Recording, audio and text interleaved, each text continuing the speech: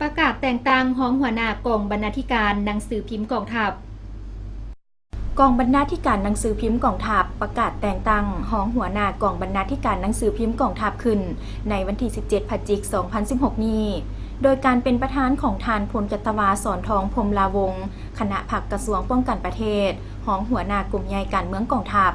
มีคณะผักคณะบรรษาพนักงานนักรบภายในกลุ่มกองเข้าร่วมพันโทวันทองพงศวรรค์หัวหน้าแผนกพนักงานของการเมืองกลุ่มใหญ่การเมืองกองทัพได้ผ่านข้อตกลงว่าด้วยการแต่งตั้งห้องหัวหน้ากองบรรณาธิการหนังสือพิมพ์กองทัพอิงตามกฎหมายว่าด้วยนายและทหารกองทัพประชาชนลาวหมวดที่ 4 มาตรา21ว่าด้วยการแต่งตั้งยกย้ายนายทหารอิงตามการเสนอของห้องการเมืองกลุ่มใหญ่การเมืองกองทัพฉบับเลขที่856ลงวันที่ 6 ตุลา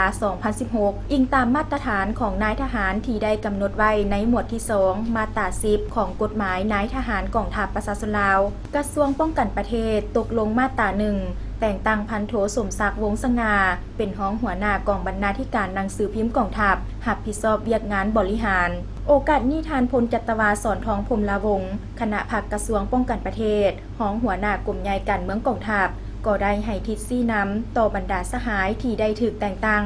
รับหน้าที่ใหม่ให้เอาใจใส่ยกสูงความสามัคคีเป็นปึกแผ่นปฏิบัติหลักการรวมศูนย์ประชาธิปไตยเหตุเวียกเป็นหมู่คณะแบ่งบุคคลรับผิดชอบพร้อมกันเฮ็ดสำเร็จหน้าที่ที่การเมืองของตนที่ประเทศชาติและประชาชนมอบ